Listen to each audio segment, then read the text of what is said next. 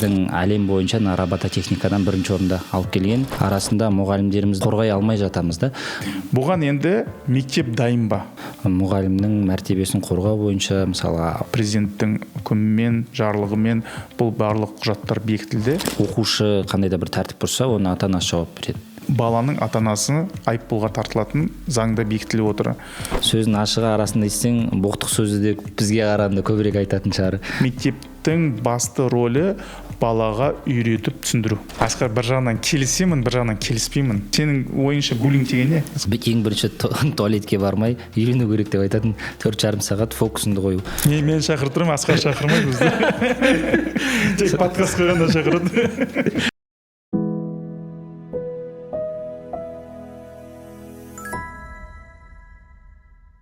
Қайырлы күн, құрметті ұстаздар, жалпы дарын ұстаз біздің парақшамыздың көрермендері, оқырмандары, сіздерді көргенімізге қуаныштымыз. Бүгін бізде кезекті подкастымыз басталды. Бүгін бізде қонақта Пайызов Ермек Серікұлы. Қош келдіңіз, Ермек ағай. Қалыңыз қалай, денсаулығыңыз қалай? Жақсы бәрі, керемет. Ермек ағай, енді Ермек мырза 2014 жылдан бастап Ниш, яғни Ақтауда директор болған, Алматыда Ниш ФМН-де директор болған 2021-ден бастап, 2021-ден бастап. Жалпы осы директорлық салада, мектеп басқаруда 10 жылдан артық тәжірибесі бар. Бірнеше олимпиадниктарды, жеңімпаздарын шығарған, Сингапур қаласында 2023-те, 24-те. 23-те. 23-те алғашқы біздің әлем бойынша робототехникадан бірінші орында алып келген. Солындай үлкен жетістіктерге жеткен. Ермек ағай, қош келдіңіз. Бүгін енді бізде жалпы ұстаздарымызға арналған бұл подкаст көбірек сіздің тарапыңыздан осы біздің болашақ директор болатын ұстаздарға, басқарушылыққа қызығатын ұстаздарға сізден ақыл кеңес бағытында болсын дегенбіз. Сондықтан қош келдіңіз. Енді жаңа мен сізді қысқаша таныстырдым, тағы айтып айтпай қалған жерлерім болса, өзіңіз жайлы тағы бір-екі ауыз сөз айтып кетсеңіз, ары қарай сұрақтарымызға шықсақ. Жақсы, рахмет шақырғаның, Асқар. Енді жалпы өзім туралы айтатын болса, енді 10 жылдан астам мектепті басқарып келе жатырық. Жалпы мектеп директоры кім деген кезде көп сұрақ қояды ғой. Мектеп директоры кім, қалай болу керек дегенде, ол сен мектептің шаруашылығынан бастап, мектептің даму стратегиясының жан-жақты адам болу керек. Сол себепті енді өзім 3 балам бар, отбасым бар, балаларды үйде де тәрбиелеп оқытып отырық, мектепте де оқытып тәрбиелеп отырық. Жалпы өзім енді Алматыда шаңғымен қызығамын, ұлттық атта шабамыз, қызығушылықтарымыз әртүрлі деп тоже айтуға болады. Өйткені бұл жұмыста мектепте сен жұмыс жасап беріліп отырасың, енді адамның хобби болса, хобби арқылы энергия алып отырасың. Энергияның көзі. Энергияның көзі. Сол себепті барлығын жан-жақты алып отыру керек. Енді мұғалімдермен, жаңа өзіңіз айтып отырсың, мұғалімдерге байланысты сұхбаттасайық деп. Сұрақтарыңыз болса, мен жауап беруге дайынмын. Рахмет.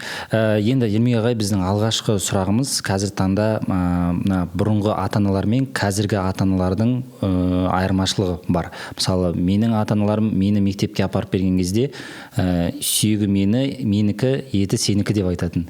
Мен де өзім қызымды балабақшаға апарған кезде де сөйтіп айттым да, бастысы дұрыс тәрбиеде болса екен деп. Бірақ та қазір жағдайда ата-аналарымыз TikTokта, басқа жақта мұғалімдерге олай көзқарас танытпайды. Кішкене арасында мұғалімдерімізді қорғай алмай жатамыз да. Сол сіз енді басшылық тарапында біздің қазіргі мұғалімдерімізді қалай біз заң жүзінде, қалай біз қорғай аламыз, сол бойынша сұрағымыз бар еді бізде. Енді жалпы өзің айтып отырсың ғой, бұрынғы ата-аналар, қазіргі ата-аналар деп де. Ол неге бұрынғы және қазіргі болып бөлінеді? Өйткені бұл поколение деп айтамыз. Әр жылдардың өзінің жаңағы ұғымы болады ата-аналардың. Мысалға сіздер, енді сіз 90-шы жылдары оқысаңыз, сіздің ата-аналарыңыз бір 50-60 жылға ата-аналар, да? Ол ата-аналардың берген тәрбиесімен бүгінгі келген балалардың ата-аналары, олардың тәрбиесі 90-шы жылдары алынған тәрбие.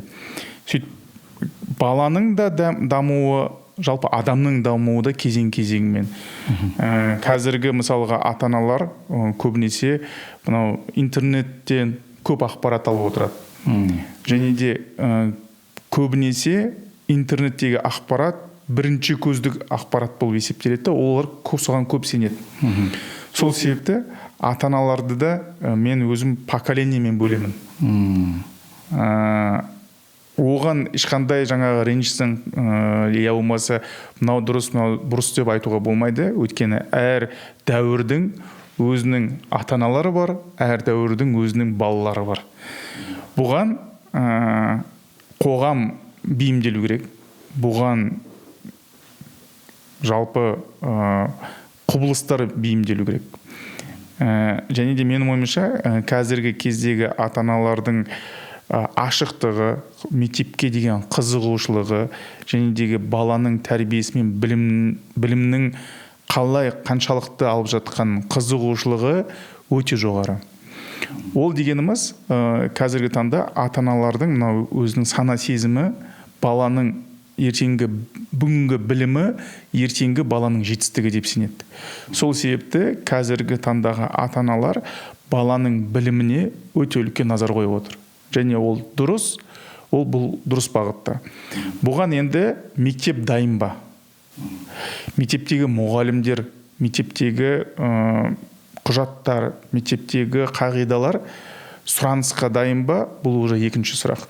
Сол себепті біз енді сұранысқа бейімделетін жаңағы оқу тәрбиесін ұйымдастыруымыз керек. Егер де ата-ананың қызығушылығы жоғары болып отырса, сол себепті ақпаратта ашық түрде көбірек болу керек. Егер де сұранысқа жауап бермесең, әрине ата-аналардың тарапынан көптеген сұрақтар туындайды. Мынау сұрақтар интернетке шығады, әртүрлі бағыттан сұрай бастайды. Сол себепті әр кезеңнің өзінің ата-анасы болады, баласы болады, және де өзінің мектебі болады. Сол бізде жаңадан бір заңдар шығып жатыр еді ғой, мұғалімнің мәртебесін қорғау бойынша, мысалы, оның айыппұлдар салынады деген секілді. Сол қазір қаншалықты жұмыс жасап бастады, соны айтып өтсеңіз. Бұл өте жақсы заң, өйткені мұғалімдердің құқықтарын қорғау заңда бекітілді. Президенттің үкімімен, жарлығымен бұл барлық құжаттар бекітілді. Және де қазіргі таңда енді бұл бір соңғы қанша бір 4 жыл, 5 жылдың бұрын бекітілген заң ғой. Бұл заңды жұмыс жасап, мұғалімдер өзінің құқықтарын бар, және де осы құқықтарын арқылы өзін қорғау енді саналы түрде сезіліп отыр. Енді қазір біз әртүрлі жаңалықтарды көріп отырық. Егер баланың тарапынан мұғалімге қатысты бір бұзушылықтар болып жатырса, онда баланың ата-анасы айыппұлға тартылатын заңда бекітіліп отыр. Бұл енді біріншіден көбірек мектеп тарапынан ата-аналарға ақпаратты беру керек. Бұл жаңа заңды біле тұрып бұзған адам, ол әрине жауапкершіліктен босатылмайды. Жауапкершіліктен босатылмайды. Біле тұрып та, білмей тұрып та бұзсаң, босатылмайды. Бірақ білген ата-ана, бала, мен ойлаймын, ондай бұзылушылыққа бармау керек. Және де екінші тараптан мұғалімдер де бұл өздерінің құқықтарын білу керек. Құқықпен бірге жауапкершілік деп пайда болады. Бұл заңда бекітілген, әр адамның өзінің құқықтары да бар, сол құқықпен бірге жауапкершілік те болады. Сол себепті мұғалімнің жауапкершілігі де бар, құқықтары да бар. Қазіргі таңда енді әртүрлі кейстер бар, жаңағы мектептерде орын алып жатқан. Бұны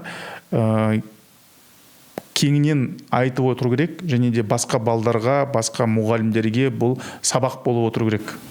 Бізде енді сіз жаңа мұғалім мен ата-ананың арасындағы қатынас қой.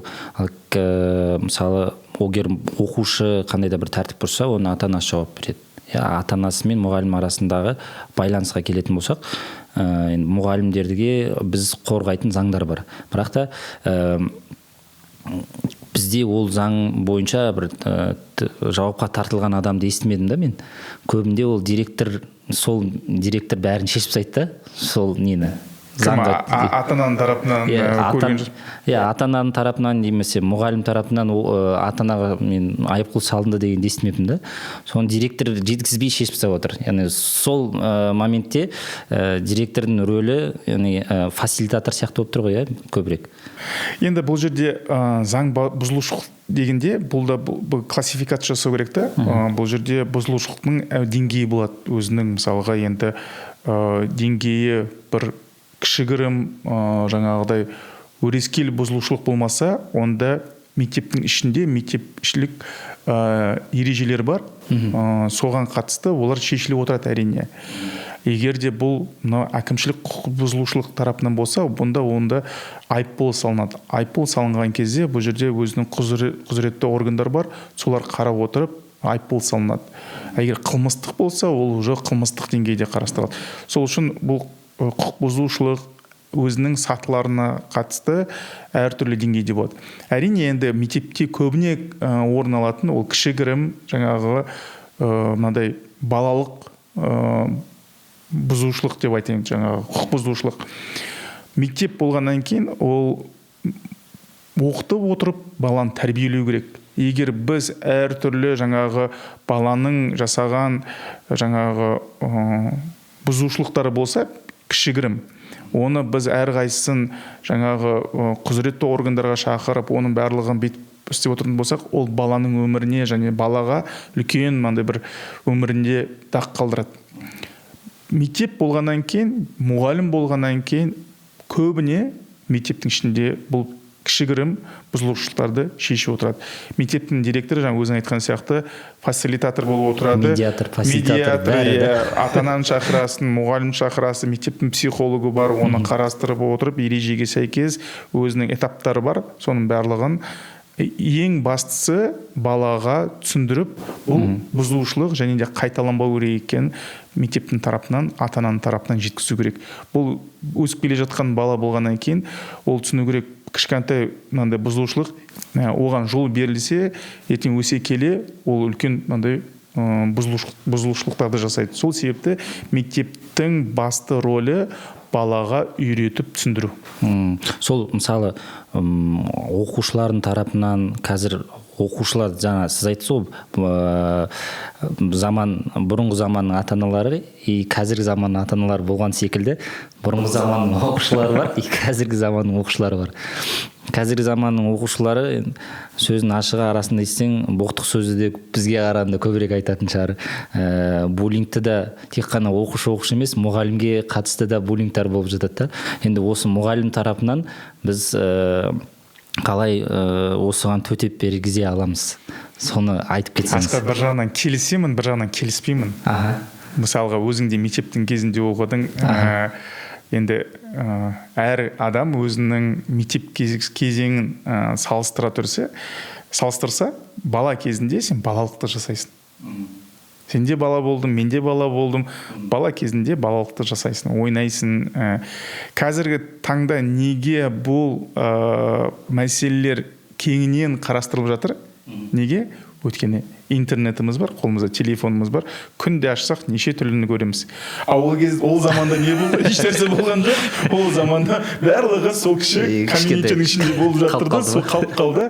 Ешкім еш нәрсені білмейді. Өзінің комьюнитінің ішінде болып жатқан нәрсе. Қазіргі таңда мен айтпаймын, бүгінгі балалар кешегі балалардан бұғауызды көбірек айтады деп. Я болмаса бүгінгі балалар кешегі балалардан бұзықтау деп.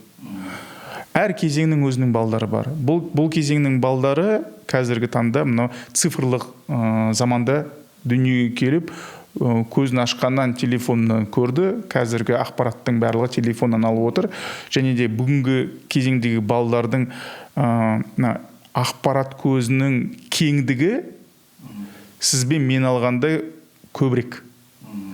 сол себепті тек бұл жердегі біз балаларға үйрететін қазіргі ең басты мәселе ата-ананың тарапынан да мектептің тарапынан да келіп жатқан ақпараттың ағы бар, қарасы бар, дұрысы бар, бұрысы бар. Тек осыны ажырата білуді үйретуіміз керек.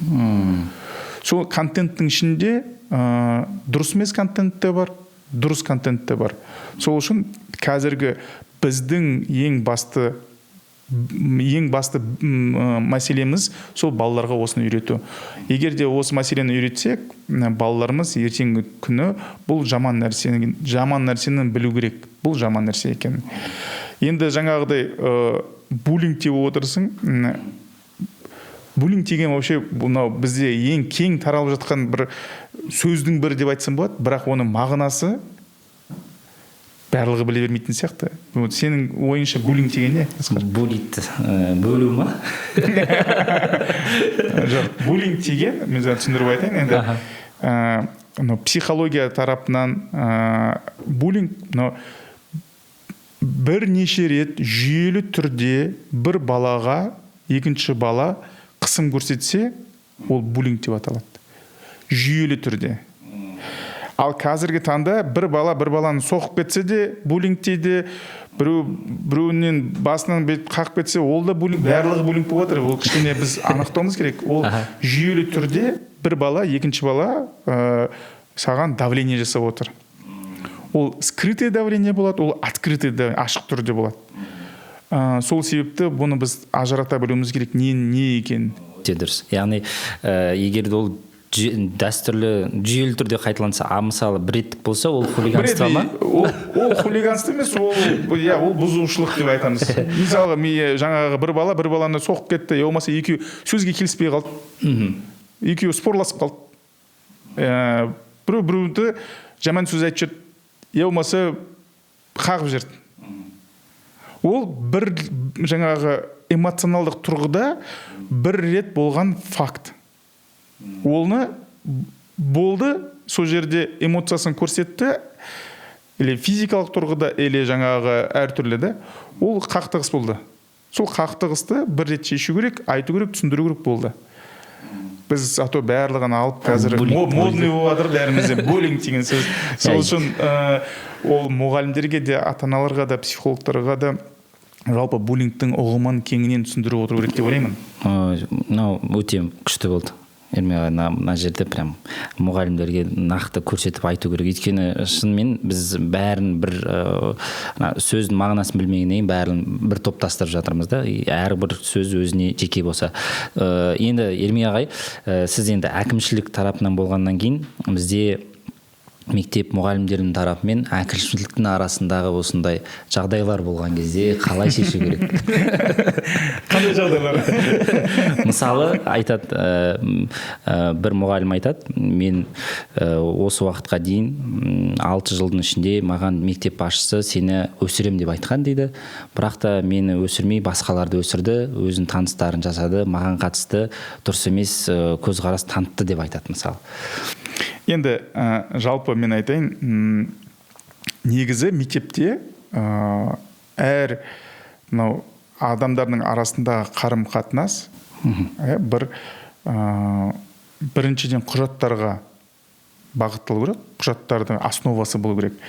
Екіншіден мектептегі ережелер болады. Ол мұғалімнің өсу траекториясы нақты көрсетілген. Ол вертикалды түрде бар, горизонталды түрде бар. Көбінесе енді бізде вертикалды түрде мұғалімдер өздерінің сатысын көтеріп отырады, өзінің біліктіліктерін аттестация арқылы көтеріп отырады. Ол жерде нақты жазылған ережелері бар, нақты жазылған көрсеткіштері бар. Сол бағытта өтіп отырса, мұғалім өзінің еңбегімен, өзінің жаңағы сатысымен көтеріліп отырады. Ал жаңағыдай ұғым, директордың танысы, я болмаса директор маған көмектесем деп айтты, маған көмектеспеді деген, ол уже ұғым менің ойымша бүгінгі күндегі мектепке тән емес нәрсе. Болып жатыр ғой, бізге келеді да сондай сұрақтар. Содан кейін мен осы нәрседе кезінде мектеп басшысының тарапынан либо мұғалімді қалай қорғап аламыз да осындай кезде? Заңмен қорғап аласыз. Заң бар ғой, заң бәріне ортақ, заң бәріне ортақ болғаннан кейін бәріміз заң аясында жұмыс жасауымыз керек. Сол себепті мұғалім ол ана кісі былай айтты, мына директор былай айтты деп ешқандай айтумен жүретін заман емес. Қазір құжатпен, ережемен, өзінің кезең-кезеңмен өтетін және де кезең-кезеңмен көтерілетін айқын құжатқа қатысты жүру керек. Егер сен құжат бойынша бар сатыдан өттің, жаңағы тестің тапсырдың, я болмаса комиссиядан өттің, әртүрлі бар ғой енді құжатқа байланысты. Құжатың болса, болды, сен барлық жерде өзіңнің біліктілігіңді, өзіңнің дәрежеңді дәлелдей аласың. Ол қазір анау айтты, мынау айтты деген менің ойымша бүгінгі күнгі бір критерий емес. Сол себепті адамға байланысты болмау керек, барлығы заңға байланысты болу керек. Жақсы. Елмеға, енді сол басшылыққа байланысты келетін болсақ, сіз осы Назарбаев зияткерлік мектебіне директор болған кезде өте көп халықаралық олимпиада жеңімпаздары шықты. Одан кейін 2020 жылғы алғашқы мысалы Сингапурда робототехника бойынша бірінші орын алды. Осындай нәтижелеріңіз көп. Одан бөлек те өте көп нәтижелеріңіз бар да. Соған жетуге басқа директорларға қандай бағытты ұстау керек? Яғни ондай жетістіктерге жеткізу үшін. Сол сыры неде деген сұрақ қой былайша қарағанда. Жақсы сұрақ, Асқар. Бірінші менің ойымша ең мықты мұғалімі болу керек, тренері болу керек, фасилитаторы болу керек, коучы болу керек. Енді балдардың ұйымдастырып, оларға айқын мақсат қоя алатын мықты мұғалім болу керек. Ал мектептің тарапынан, мектептің әкімшілік директорының тарапынан бұларға қолайлы жағдай жасап беруге жағдай жасау керек. Мысалыға робототехниканы алатын болсақ, бізде бірнеше мықты тренерлер болды. Оларда жас балдар болып келді, өздері үйренді, және де менің тарапынан оларға сенім білдіріп, қолдау жасап, осындай балдарды дайындауға қандай жағдай жасау керек деген мен сұрақ қойдым. Олар айтты, маған осындай жабдықтар керек, осындай не керек деді. Мен барынша солардың барлығын алып беріп ұйымдастыруға тырыстым, бірақ оған да талап қойдым. Мен саған бәрін ұйымдастырып беремін, бірақ сенің тарапынан результат болу керек. Міне балдар бар. Енді оның тарапынан балдарды қызықтыру болды, ережелермен таныстыру болды, және де алдына нақты мақсаттар қойды. Енді менің тарапынан оның барлығын процестерді қадағалап отырып, әр процестің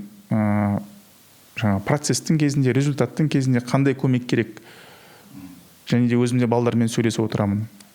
Дұрыс па барлығы, қандай көмек керек, не жетіспей жатыр, қандай мақсат қойып отырсыңдар, қандай нәтиже көргілерің келіп отыр деп. Сөйтіп әрдайым екі жақты біз қолдау жасап отырдық.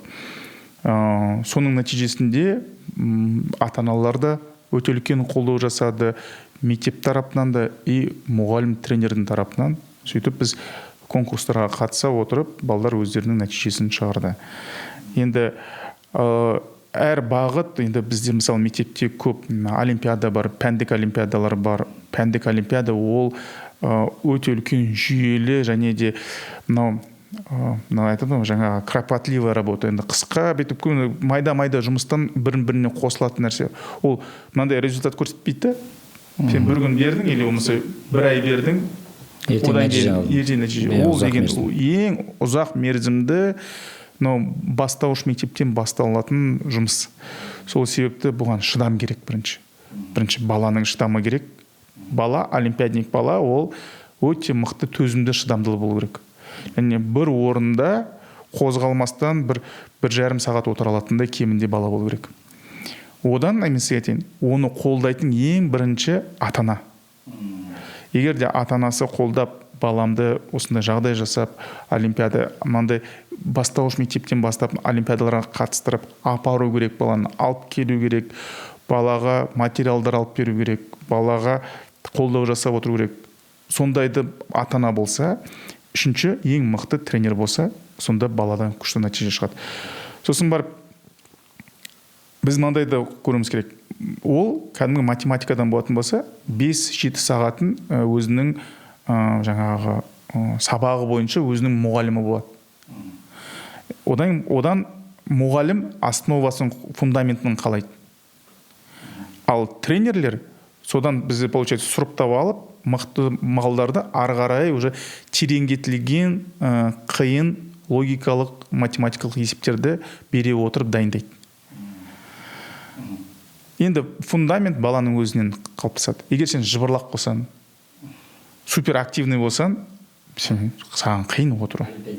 Олимпиадник болу. Мен өзім олимпиадаға қатысқам ғой, соны 4,5 сағат береді. 3 есеп, 4,5 сағат бойы 3 ақ есепке қарап отыру деген. Отырасың. Иә. Сол. Ең бірінші туалетке бармай үйрену керек деп айтатын. 4,5 сағат фокусыңды қою. И ол фокус деген біз алдында Лондонға барғанда айтады да, қазіргі заманда адамдардың бір нәрсеге фокус қоюының ұзақтығы өте қысқарып кеткен дейді. Неге? Өйткені біз нені қараймыз? Телефонды қараймыз, қазір кликовый мышление дейді ғой. Сол.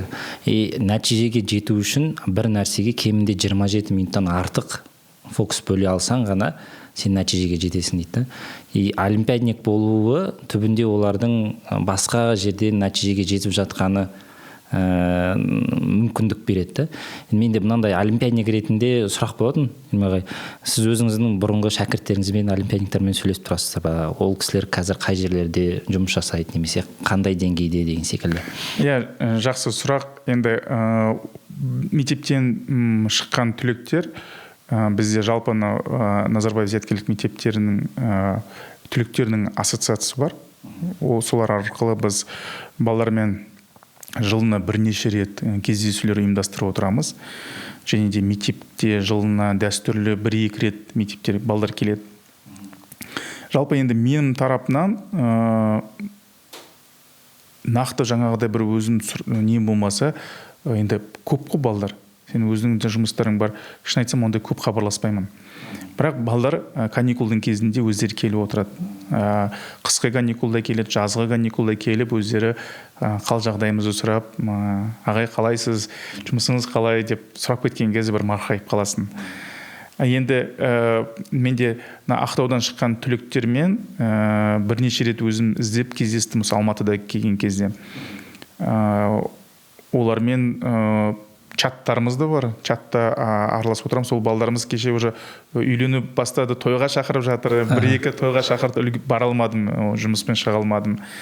Енді жалпы ол балалар да уже бой жетіп, өсіп жатыр. Менің ойымша, енді Назарбаев зияткерлік мектептері бір ондай тарихы қазір неше 18-19 жыл болды. Менің ойымша тағы бір 10 жылдан кейін ол балалар уже жұмысқа шыққаннан кейін бәрібір араласып отырамыз. Сосын қалада жүрген кезде енді әртүрлі жерде кездесіп қаласың ғой. Балалар келеді, саламатсыз ба ағай, жаңа түлектер келеді, амандасып отырасың. Тек сондай араласымыз, жаңағы бізде өзіміздің жүйелі форумдарымыз бар, түлектерімізбен бірге жиналып отыратын. Одан кейін өздері келіп отырады. Сөйтіп сосын бір осындай чаттарда араласып отырамыз. Соны бізде оны сұрап бастаған себебім, кейбір мектептер өздерінің түлектер қауымдастығын жасағысы келеді, бірақ оған қалай жасау керек, не істеу керек екенін білмей жатады да. Мектеп басшыларының тарапынан біз өзіміздің түлектеріміз шақырып отырғымыз келеді. 10 жылдық, 20 жылдық деген секілді.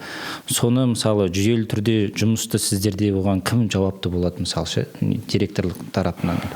Енді бірінші, менің ойымша, мынандай жасау керек. Балдардың шыққан түлектердің базасы болу керек.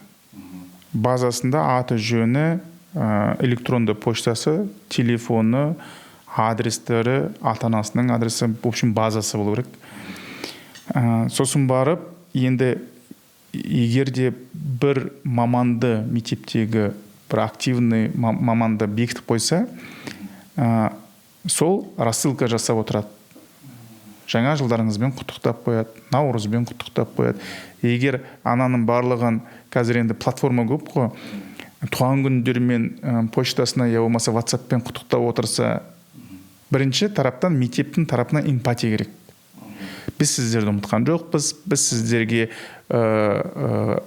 сіздердің оқуларыңызбен, жетістіктеріңізбен біз ақпарат болып келеді және де бізге қызығушылық танытамыз деп мектептің тарапынан осындай инструменттер бар. Вот директорларға құлақтарын алтын сырға өздері қашан келеді деп күтіп отырмай бірінші қадамдарды өзіміздеріміз жасау керек. Одан кейін бұл ұзақ мерзімді жұмыс.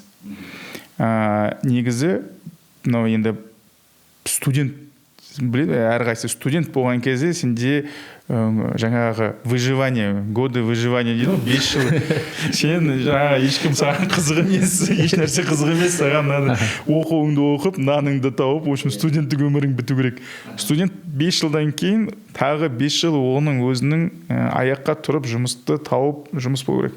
Одан кейін егер сен тұрақты бір орналасып жұмысқа, жаңағы өзің сыныптастарың бар, мектеп бар, сол кезде ғана саған ойыңа келеді, мен мектебімде қандай қызық болып жатыр екен, не сұрақтар болып жатыр екен деген кезде, сол кезде 10 жылдан кейін ғана балада, адамда ой пайда болады. Енді өзің студенттік кезінде мектебіңде не болып жатқан деп сен переживать етпеген шығарсың, Асқар? Жоқ. Точно. Жұмыс кезінде қазір енді бір осындай тұлға болып, жұмыс болып, жақсы болғаннан кейін ойлайсың, мен мектебімде не болып жатыр екен деген сұрақ туындайды. 10 жылдан кейін ғана сол түлектерден бір мектепке көзқарастарын былай бұруға болады. Ол эндаумент фонд деп аталады. Эндаумент фондтың жалпы басталуы бірінші түлектер шыққаннан кейін 15-20 жылдан кейін ғана басталады. Сізде бұл ұзақ мерзімді, шыдамды жұмыс болу керек. Сіз сол 15-20 жыл бойы жаңағы балаларға SMS жіберіп отыруыңыз керек. Құттықтап қойыңыз керек, қал жағдайыңыз сұрап қойыңыз керек. Сонда сіз андай ұзақ мерзімді балалардың бойында мектептің тарапынан жылулықты қалыптастырасыз. Одан кейін 15 жылдан кейін жаңағы тұлға бір азамат болғаннан кейін, одан кейін мектепке көзқарасы бұрып, сосын барып мектепке қандай көмек керек деген сұрақ туындайды. Рахмет. Бірандай мектебімізге көмектескіміз келіп кетті ғой бірден. Ермеға енді келесі мынандай бізге сосын бар мынандай, Асқар, жаңа мектепке көмектесуден менде де болды. Мен енді Ақтауға келдім, 1-2 жылдан кейін жұмыс істеп, мен айттым, мен мектебіме қандай көмек керек екен деп. Сосын директормен мынандай хат жазып жібердім. Мен осындаймын, осы жыл бітірдім, мектебім қандай көмек керек деп сұрадым. Сосын барып 1 айдан кейін мектептің директорынан сұрақ берді. Мен мектебіме күрделі спортзалды ремонттау керек дейді. Бағасы 500 миллион.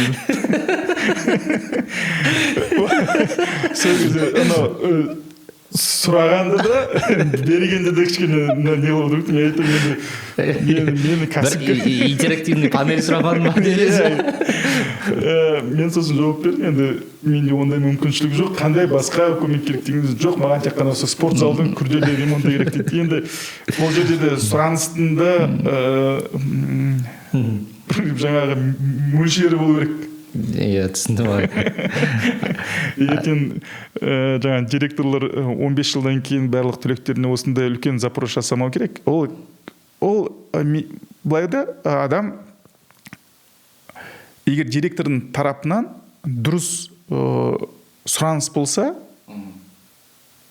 ешкім жаңағыда қайтармайды. Онда сұраныстың да бір мөлшері, құндылығы болу керек, несі болу керек. Ол мектептің күрделі ремонты деген мектептің қаражатынан жасалынатын нәрсе ғой. Дұрыс па? Ал егер сол мектептегі бұрынғы мұғалімі бар, осы мұғалімнің осындай кабинеті бар, осы кабинетте осындай бір лабораторный проект жұмыс жасағымыз келіп отыр. Осы проекттің жұмысы осындай жарысқа шықсы келді. Солған бізде осындай бір құрылғы жетпей тұр десе, қызықты. Сен бір процестің мүшесі боласың. Сол үшін ол жерде де қарым-қатынаста, сұраныста бір құндылықтар да болу керек, оның бір мақсаты да болу керек. Соны түсінуіміз керек, Асқар. Ермек аға, мен сіздің мектептеріңізде болғам. Ермек аға біз шақырып тұрады қонаққа наурызда, сондай іс-шараларда ұмытпайды. Мен шақырып тұрам, Асқар шақырмайды бізді. Тек подкаст қойғанда шақырады. Болды, түзетіледі. Ермек аға, мен сұрағым келгені, сіздің сол мектебіңізге барған кезде Алматының жұлдыз дейтін мұғалімдерін көріп қалам да. Сырттан мысалы Нұрсұлтанды білем, бірінші орын Аймиодан алған, одан кейін ағылшын апайы бар. Алматы емес, Қазақстан бойынша әйгілі ағылшын тілі апайларымызды. Сол сол кісілерді сіз шақыруда қандай техникаларды қолданасыз, немесе ол кісілерді басқа, мысалы ондай адамдарды өзіңізге алу үшін не нәрселермен қызықтырасыз? Миссиямен ба, құндылықпен ба, немесе басқа директор болатын кісілерге, жалпы басқа өзіне жақсы адамдарды жанына жинағысы келетін адамдар не нәрседен бастау керек? Сол бойынша кеңірек айтып берсеңіз. Жақсы сұрақ. Енді әрине әр мектеп, әр басшы өзіне бір мықты мұғалімдерді шақырғысы келеді. Ол мен былай айтайын, мықты мұғалімдерді шақыртуға болады, бірақ мықты мұғалімді ұстап қалу ол қиын. Мықты мұғалімдер мықты ортада жұмыс жасайды, қызықты ортада жұмыс жасайды. Ол үшін менің ойымша бірнеше критерий бар, және де бірнеше инструменттер бар. Ол бірінші, мектептің миссиясы мықты айқын болу керек. Екіншіден, мұғалімге маңызды жұмыс керек. Ол тек оқытушы ғана емес, ол сол беріп жатқан білім мен тәрбиесінің маңыздылығын түсіну керек. Оны түсіну үшін мектеп қолайлы орта жасау керек. Және де мектептің өзінің мәдениеті болу керек. Осы 3-4 басты критерийлер орындалса, менің ойымша мықты мұғалімдер осындай ортада жұмыс жасайды. Енді көбінесе біз қазіргі таңда бірінші критерияға жалақысының мөлшерін қойып отырамыз. Ол әрине бірден бір фактор, бірақ ең бірінші фактор деп айтпаймын. Сол себепті жалақысы да әрине дұрыс болу керек. Бірақ ең бірінші жұмыстың маңыздылығын түсіну керек. Егер сен беріп жатқан мұғалім осы жұмыстың маңыздылығын түсінсе, және де айқын біліп отырса, және де қолдау көріп осы мектептің мәдениетін түсініп отырса, онда сондай мықты мұғалімдер осындай ортада жұмыс жасағысы келеді. Әнде әрине бұның бәрін қалыптастыру, ұйымдастыру, оның барлығын жасау, ол бір күндік нәрсе емес, бір айлық, бір жылдық нәрсе емес, ол өзінің мектептің дәстүрі, мектептің мәдениеті осын қалыптасады. Оны әрине қалыптастырушы мектептің көшбасшылары. Көшбасшылар осыған өте үлкен мән беріп отыру керек. Менің ойымша сондай, Асқар. Біз енді тағы бір сұрағым, осы мұғалімдерді шетелге жіберу, ол мұғалімнің біліміне әсер ете ме, ағай? Ол мысалы сіз өзіңіз көп мұғалімдерді шетелге жібергенсіз, оқытып алып келгенсіз мысалы. Бұл жерде енді нақты айта алмаймын, Асқар. Ол шетелдік курстың сапасының жоғары я төмендігіне, я болмаса барып жатқан адамның сана сезімінде, менің ойымша бұл жерде екі жақта да нақты біліп отыруымыз керек. Жалпы қазіргі таңда курстар өте көп қой. Менің ойымша курсқа жіберердің алдында бұл курстың не береді бұл мұғалімге, қандай біліктілігін арттырады, және де алған білімін мектепте қалай қолданып, және қолданғаннан кейін қандай нәтиже көреді. Соның барлығын бірінші зерттеп алғаннан кейін ғана ұйымдастыру керек деп ойлаймын. Және де шетелдік курстар ең бірінші плюсын айтып кетейін, ол мұғалімнің жалпы кругозорын күшейтеді. Салыстырмалы түрде біз әр нәрсені салыстырамыз. Менің мектебімде осындай екен, менің сабағымда осындай екен, бізде осындай екен, мына жақта былай екен. Егер де ана жақта мықты жақ болып жатырса, онда салыстырмалы түрде мықты жақтарын көзбен көре отырып, салыстырмалы өзіне қолданғысы келеді. Ал енді жаңа курстың сапасы, структурасы, және де методикалары, ішіндегі тапсырмалары, оның барлығы әртүрлі деңгейде болады, Асқар. Оның мықтысы да бар, орташысы бар, төмен деңгейде де бар. Сол үшін курсты таңдаған кезде соны зерттей отырып, әрине мықты курсты таңдаған дұрыс. Және келгеннен кейін бірінші менің былай жасайтын, мұғалімдер сыртқа жіберген кезде келеді ғой, келгеннен кейін ол міндетті түрде өзінің әріптестерімен бөлісу керек. Бірден келгеннен кейін. Бірден, иә. Келгеннен кейін түсіндіріп беру керек мұғалімдерге. Не үйрендім, не алдым, қалай қолдануға болады.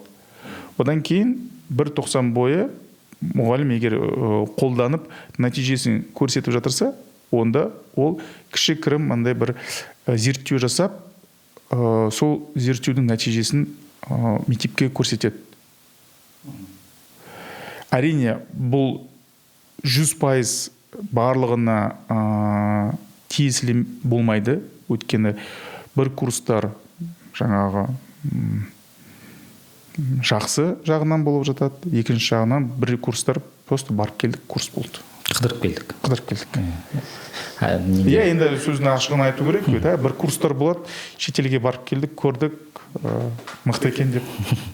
Енді құрметті ұстаздар, біз осы шетелге байланысты Дарын ұстаз орталығының атынан Дарын Teacher Prize деген жоба бастағанбыз. Бұл жобада ұстаздарға біліктілік арттыру курсынан өтіп, екінші кезеңде іріктеуден өтіп, халықаралық тәжірибені алуға мүмкіндіктері бар. Финляндия, Эстония, Сингапур, Малайзия, Қытай, Жапония елдеріне ұстаздарымыз тегін барып келуге мүмкіндігі бар. Қызық болса, төменде біз номер қалдырып кетеміз, соған жазсаңыздар болады ұстаздар.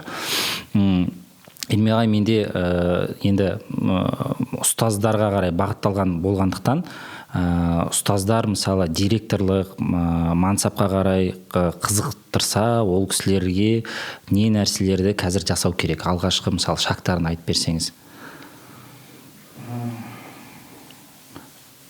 Бұл сұрақты қойып отырған себебіміз, көбісі ойлайды, директор болу үшін пара беру керек дейді, міндетті түрде. Сондай мысалы ой қалыптасып қалған екен да. Сондықтан директорлық болу ол жақсы мұғалімдік па, әлде директорлық болу үшін қандай школалардан өту керек та? Жоқ, енді қазіргі таңда бұл ашық түрде соңғы 3-4 жылдың ішінде 5 жыл ма мына 1000 ұстазды 1000 директорды дайындау жобасы болды. Сол жерде өзінің этап-этапымен, кезең-кезеңмен жаңағы бірінші кезеңде заявка бересің, ашық платформада, любой жаңағы өзінің критериясы бар, 5 жыл жұмыс жасаған мұғалім өзінің несін бере алады, кандидатурасын заявка ретінде ұсына алады. Одан кейін тестілеу болады, одан кейін сұхбаттасу болады, одан кейін бір өзінің 4-5 кезеңі бар. Сол кезеңнің барлығын таянбай өтсең, кадровый резервке кіресің. Кадровый резервке кіргеннен кейін, сол кадровый резервтің ішінен босаған вакансияға, болмаса жаңағы ашылып жатқан мектептерге директор қылып, сол жерден тағайындап отыр. Және де Назарбаев зияткерлік мектебінде де бізде осындай принциппен директорларды тағайындайды. Жаңағы кадровый резерв бар. Кадровый резервке өзінің кішігірім талаптары бар. Сен осыншама уақыт тәжірибең болу керек, жұмыс тәжірибең болу керек. Тілдік жаңағы өзінің талаптары бар. Сен осындай талаптарға сәйкес келіп отырсаң, өзінің кандидатураңды ұсынасың. Кандидатураң ұсынғаннан кейін тест болады. Ол бірінші мемлекеттік заңнамаларды білім керексің. Екіншіден өзінің портфолионды жинап көрсетесің. Сұхбаттасу болады. Болды. Кадровый резервке кіресің. Кадровый резервке кіргеннен кейін сол жерде оқыту басталады. Және де егер де вакансиялар болып жатырса, именно кадровый резервтен ғана тағайындалып отыр. Болды. Ол айқын, ашық түрде қазір барлық мектептерге осындай талаптар қойылып отыр. Сол себепті директор болам деген мұғалімге ол осы заңдарды оқып, жаңағы өзінің заявка беретін кезеңі ашылған кезде құжатты тапсыру керек. Құрметті ұстаздар, осыны айтқымыз келеді. Енді жалпы әрбір ұстаз егер мұғалімдікке, басшылыққа барғысы келетін болса, бәрі ашық түрде мысалы болады. Сондықтан мықты басшылар керек мектептерге. Бізде Карлос Родригес деген кісі бар екен, Мексикада ше. Сол кісі әкім болған ғой. Әкім болғанда сонымен енді не істейміз деген кезде ауылды дамыту үшін алғанда мектебіне мықты, мысалы мектеп директорын әкеп отырғызып қойған ғой, сырттан бір директорды. Сосын екінші не істейсің деген кезде қаланың инфраструктурасын, парктар көбейтемін дейді. Сол кезде бұл шешіміңізді түсіндіріңізші деген кезде айтады да, біріншіден егер мектеп мықты болса дейді, ол жерге мықты адамдар келіп баласын беріп бастайды дейді. Ал мықты адамдар менің ауылыма келгеннен кейін оларға парк керек, олар казино, клубқа бармайды, олар көшеде жүгіреді, велосипед тебеді дейді. Соларға инфраструктура жасап берсем, қалған нәрсенің бәрін осы мықты адамдар өздері шешіп тастайды дейді. Сол секілді мысалы мықты директор болуға әрбір адам дамыса, ол бір елді дамытудың бір несі ғой, механизмі болып тұр да. Ермей ағай, сізде мысалы осы біздің сұхбаттың арасында әттең ағай мына жерде бір айтсам дейтін моменттер болды ма, бір мысалы үндеуіңіз, ұстаздарға байланысты айтар бір сөзіңіз болса соны қосып кетсеңіз. Үндеу дегенде қазіргі бүгінгі күні мысалға сәуір айында барлығы оқу жылын аяқтауын күтіп отыр, және де барлық мұғалімдерге сәтті оқу жылын аяқтауын тілеймін. Менің ойымша мектеп деген мындай циклдық процесс қой. Қыркүйекте басталады, маусымда мектепті аяқтайды, және де осы цикл қайталанып келе береді. Енді мұғалімдер осы неге мұғалімдерден выгорание көп болады дейді. Өйткені цикличный жұмыс болғаннан кейін. Сол себепті бағана мен айттым, өзім тарапынан әр мұғалім бір өзіне бір хобби болса, сол хоббимен өзіне энергия тауып отырады. Энергия көзі керек болады. Өйткені мұғалім деген энергия беруші балдардың алдында. Энергияны қайдан алады?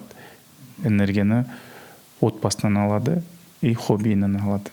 Сол себепті мұғалімдерге көбірек өздеріңіздің әл-ауқаттарыңыздың, өздеріңіздің психологияларыңыз, өздеріңіздің денсаулықтарыңызға тоже үлкен мән беріп отыру керек. Өйткені мықты мұғалім мықты психологиялық тұрғыда тұру керек, мықты денсаулықта тұру керек.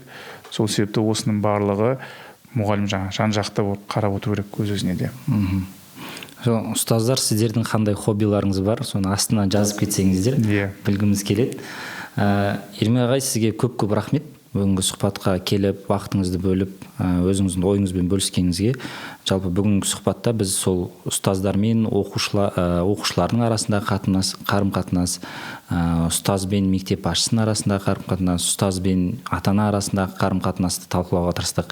Және де мектеп директор боламын дейтін адамдарға негізгі ескеру керек фактілер, мысалы эндаумент фондты қалай құруымыз керек, соны талқыладық. Мысалы ол не үшін маңызды, ол қаншалықты нәтиже береді болашақта, соны талқыладық.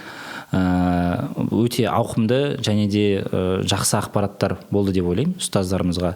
Сондықтан сізбен тағы да бір подкаст жасаймыз деп ойлаймын сен келесіде. Сіз только подкастқа шақырады екенсіз. Сізді біз мұғалімдерді оқытуға да шақырып тұрамыз ғой. Жақсы. Бізде Ермей ағайымыз ұстаздардың осы біздің Дарын Teacher Prize жобасы бойынша мұғалімдерімізге сабақ береді. Сондықтан құрметті ұстаздар, сізді біздің жобамызда күтеміз. Рахмет Ермей ағай. Жақсы, рахмет сізге.